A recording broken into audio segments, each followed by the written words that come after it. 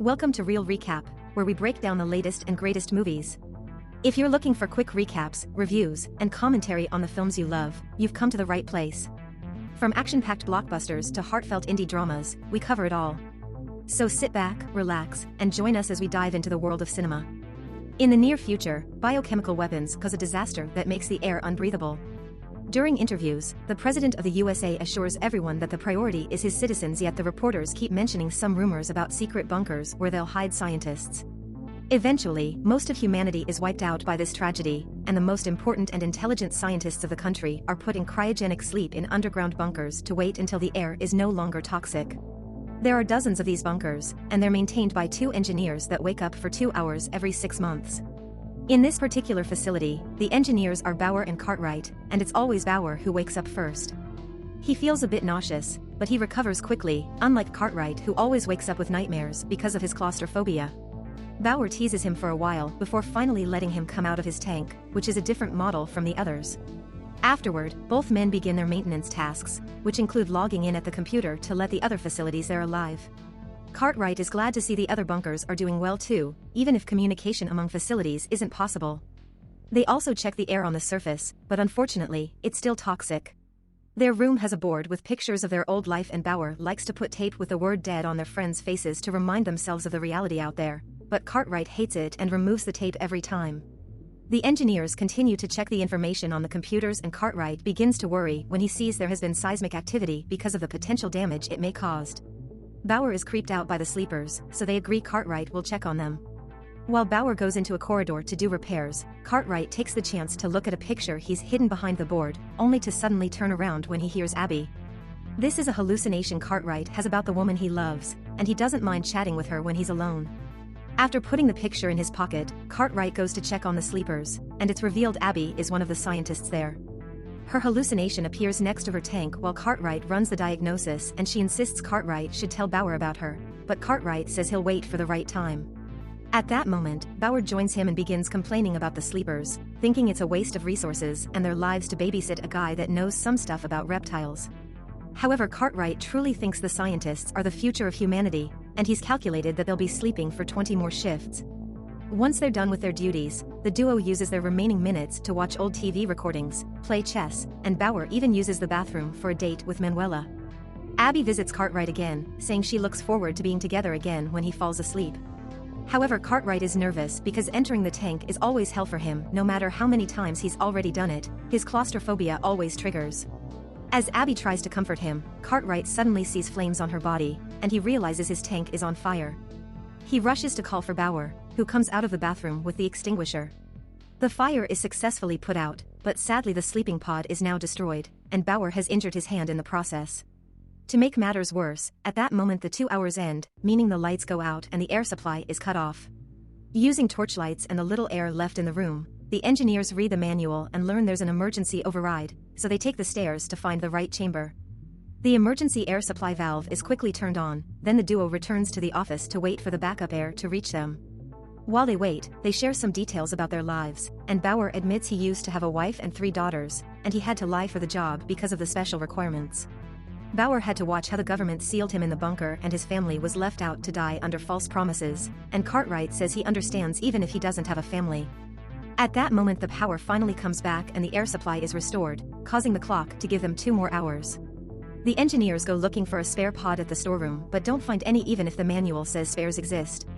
Cartwright realizes this may not be the only storeroom and checks the bunker blueprint, which has a bunch of codes he doesn't understand.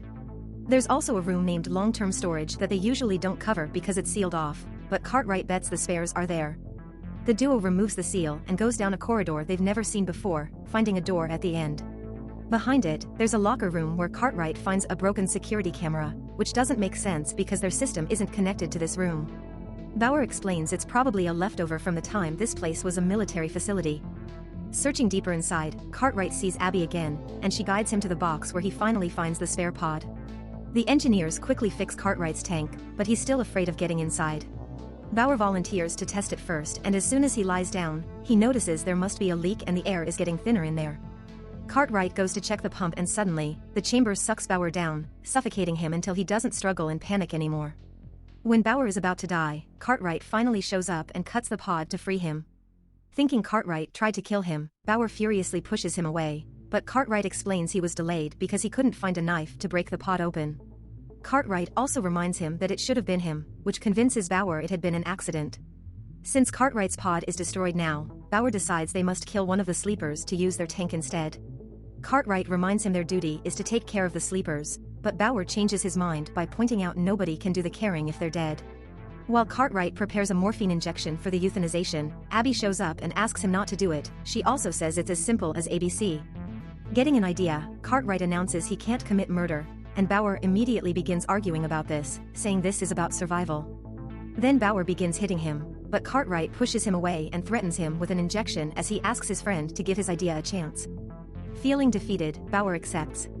The duo returns to the office and thanks to Abby's clue, Cartwright realizes that the weird codes on the blueprint are the same ones on the computer, meaning each code represents another bunker facility that may have more spare parts.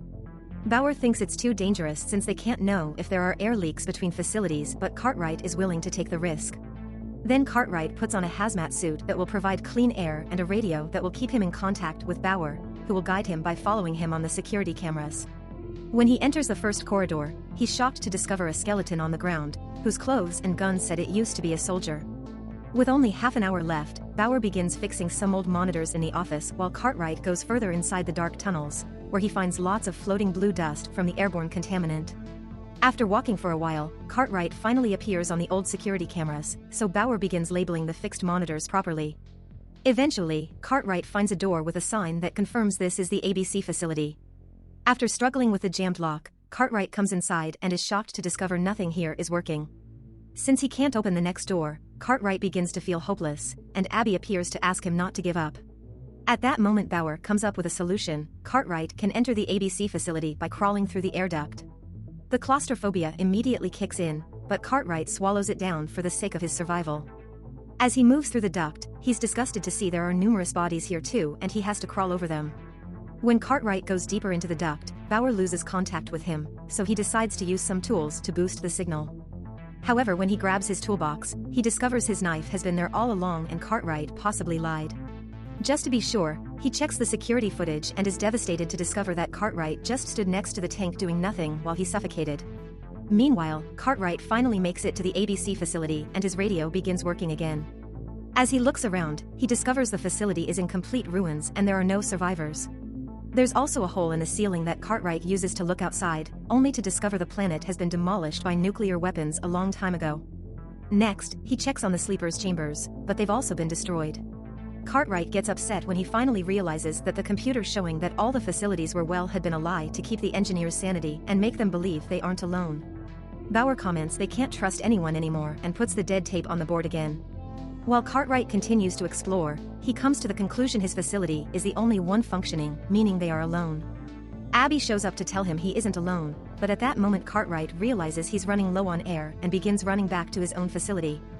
Once he reaches the last corridor, Cartwright goes through the decontamination process while Bauer shows up on the other side of the door holding up his knife, pointing out his friend's lie. Cartwright swears he can explain, but suddenly Bauer reveals he took the gun from the dead soldier and says Cartwright is a danger to him and the sleepers, meaning he has to die. Desperate and afraid, Cartwright runs back into the ABC facility, but the air is running out and he has trouble running. Abby shows up and tells him to get back into the air duct because there's an alternate path he can take. As Cartwright crawls his way through, Bauer berates him through the radio, telling him how much the betrayal hurt and that he'll die soon if he doesn't come back. Cartwright just ignores him and keeps on moving until he finds a path that takes him back to his own facility, where he quickly removes his suit to breathe properly again. Then he tries to return to the office, only to suddenly be found by Bauer, who opens fire. Luckily the shot doesn't land in the darkness, and Cartwright runs back to hide behind the door. Bauer continues to follow him, ignoring Cartwright's pleas and reminders that they're the last survivors because he's afraid that Cartwright will kill him in his sleep. Using his radio, Bauer makes noise to find Cartwright through his own communicator, but when he follows the echo he discovers Cartwright left his flashlight and his radio behind to trick him. Meanwhile, Cartwright locks the door behind him and goes to the infirmary to get some morphine. He isn't sure if he should kill a dear friend, but Abby convinces him to do it or Bauer will kill him first and they'll lose their future together. After getting the injection ready, Cartwright comes out and discovers Bauer has managed to open the door and get inside. He tries to sneak around carefully, but a shot to his shoulder takes him by surprise. Bauer comes closer as he suffers for having to kill a man he considered family, and Cartwright tries to explain he did it to protect his lover as he hands Bauer his secret picture. Then he starts talking to Abby, which angers Bauer because it sounds like madness. Cartwright uses this distraction to jump on Bauer and make him drop the gun, then he fails to hit him and runs away into the sleeper chamber. Bauer recovers his gun and finds the picture on the floor, and something on it looks familiar. He rushes to see the sleepers and confirms that Cartwright has been lying more than he thought. It turns out Abby is Cartwright's wife, and that's the only reason why he cares so much about taking care of the sleepers. Furious, Bauer threatens with killing Abby to make his friend come out, but Cartwright surprises him from behind by injecting morphine on his shoulder. Bauer tries to respond by shooting Cartwright, but the morphine kicks in and he falls to the floor in pain. Cartwright intends to help him, but Bauer reminds him there isn't much time left, so Cartwright should go to sleep to keep taking care of his girl. Cartwright goes back to the office and uses Bauer's chamber to go to sleep right before the clock reaches 0. Before losing consciousness, Cartwright sees an illusion of Bauer playing with the chess set. Many years later, the sleepers finally wake up from their cryosleep and begin looking around to see the current state of the world. Abby searches for Cartwright and discovers he's now an old man, but she hugs him anyway. Thanks for watching. If you enjoyed the content, please don't forget to hit the like button and subscribe for more.